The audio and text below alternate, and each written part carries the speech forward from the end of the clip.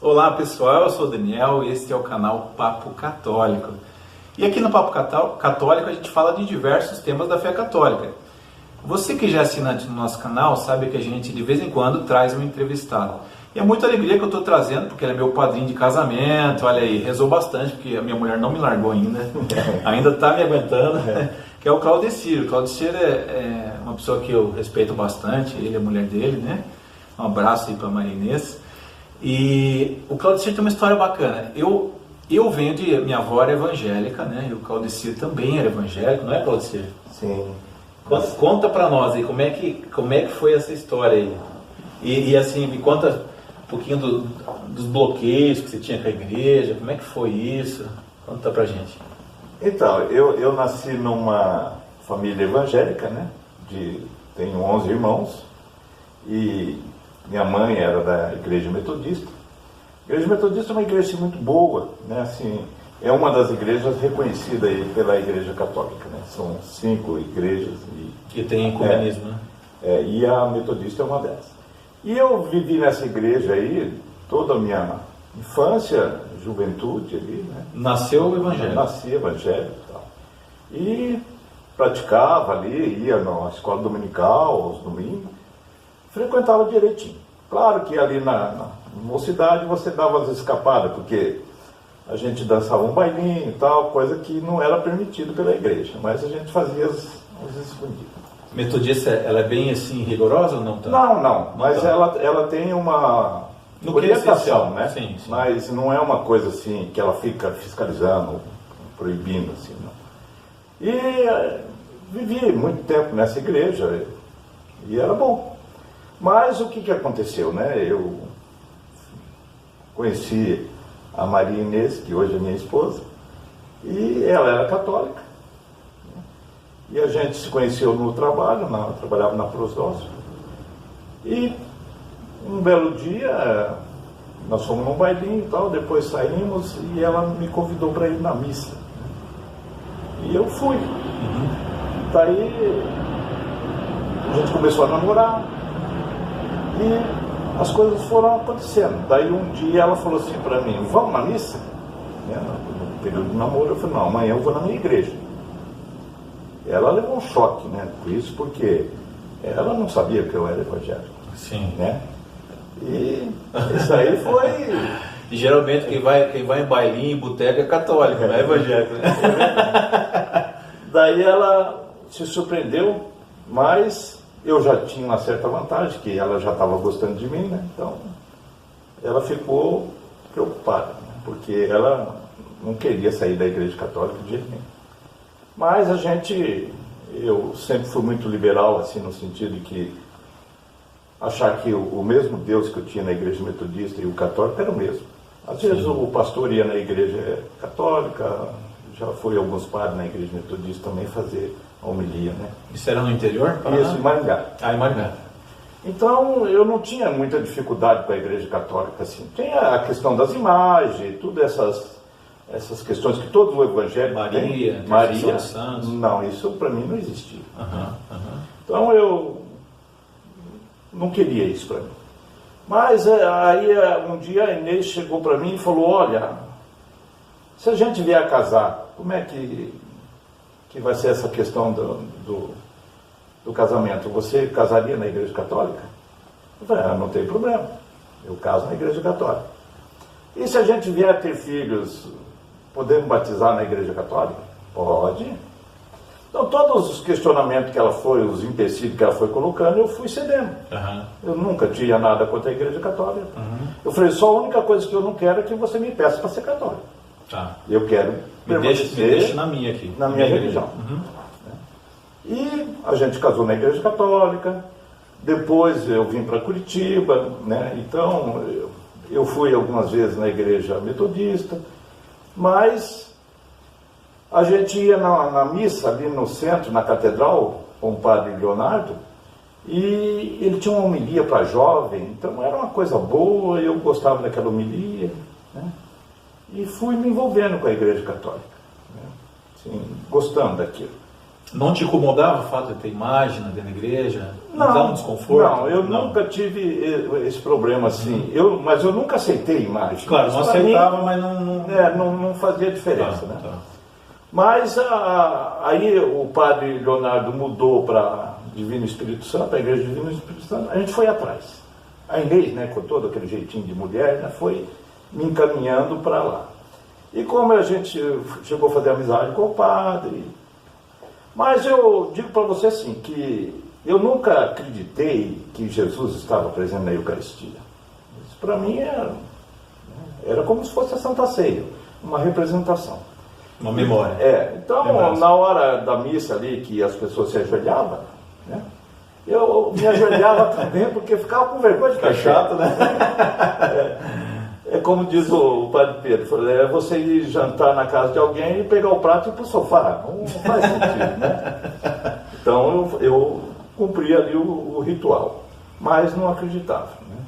E a questão com Maria eu sempre tive ali, né? Mas um determinado momento da vida, a minha cunhada, a Silvana, ela começou a fazer parte da renovação carismática, os grupos lá na casa dela. E ela convidou a gente para ir. E eu fui lá, junto com a Inês e tal. E eu vi que aquele negócio da renovação carismática era muito mais parecido com os crentes, né? Com os evangélicos. No jeito de louvar. Então eu me senti mais em casa. Eu falei, opa, esse louvor. Mas tinha uma coisa que me incomodava, que era o terço, porque lá começava tudo com o terço. Eu falei, não.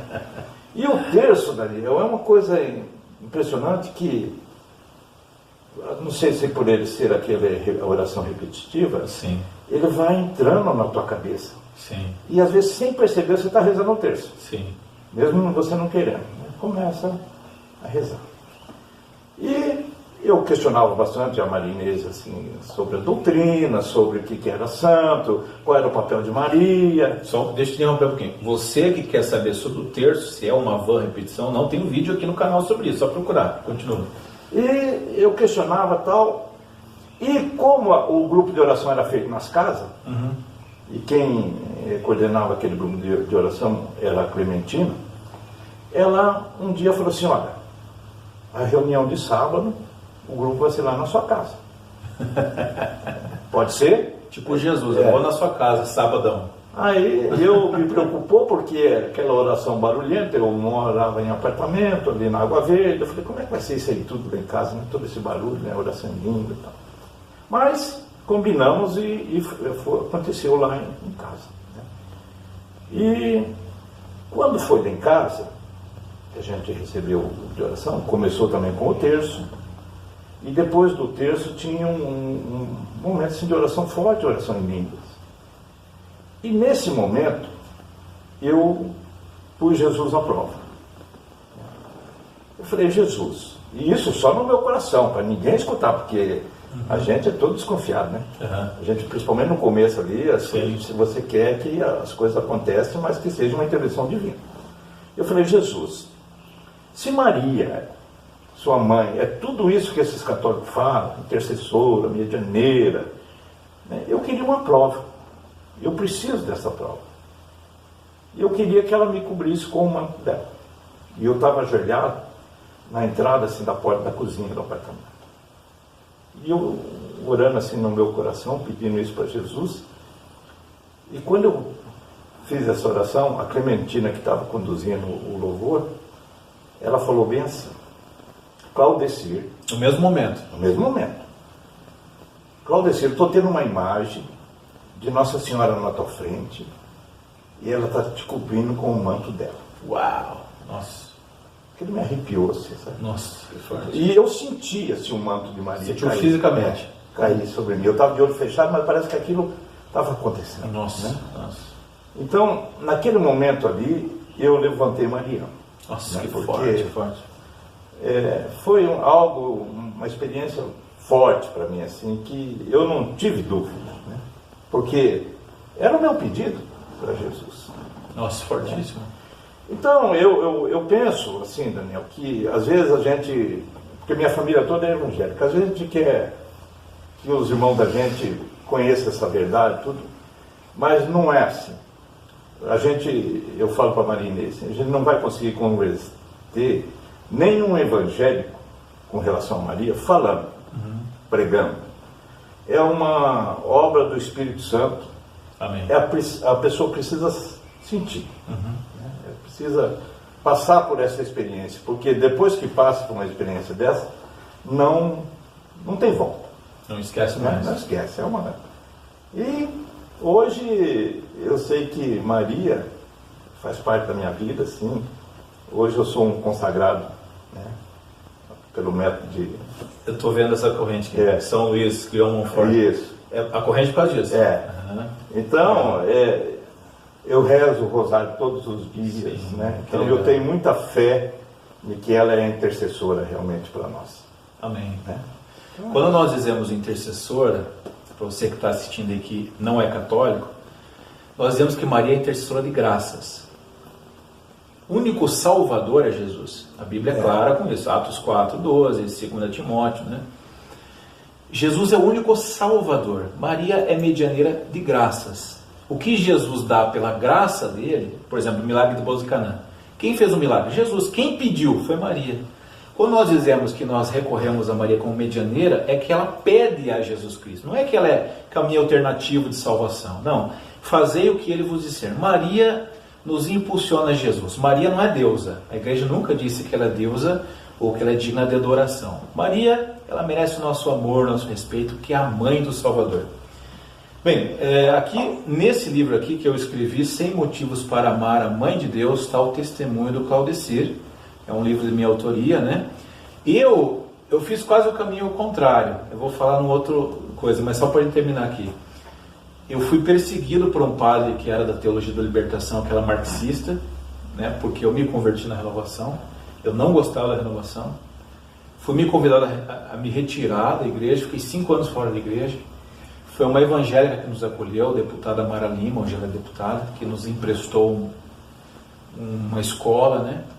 E um amigo meu falou assim: a igreja católica não te quer, a gente te quer. Venha ser pastor batista na nossa igreja. Nós vamos pagar o curso para você ser pastor.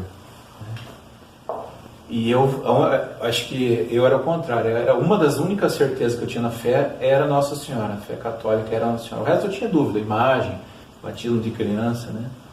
E eu falei para ele assim: olha, se Deus um dia me mostrar que Maria não é real ou que a Eucaristia não é verdadeira, eu vou te procurar. Mas caso contrário, eu não vou ser um bom pastor. Como é que eu vou ser pastor, né, acreditando na Eucaristia e em Maria? Né? Eu queria te agradecer. Obrigado por essa entrevista. Deus abençoe, viu? Eu que agradeço. Tenho certeza que também você trouxe muita coisa boa da igreja evangélica, né? Com certeza. É uma boa igreja. Eles são perseverantes, né? Eles são decididos, são sérios naquilo que fazem. Então, irmão evangélico, você que está aí, saiba que a gente te respeita pelo amor que você tem à palavra, pela dedicação que você tem a Deus. Então, obrigado pelo destino. Até a próxima, viu? Deus quiser. Fica com Deus aí. Um abraço. Tchau, tchau.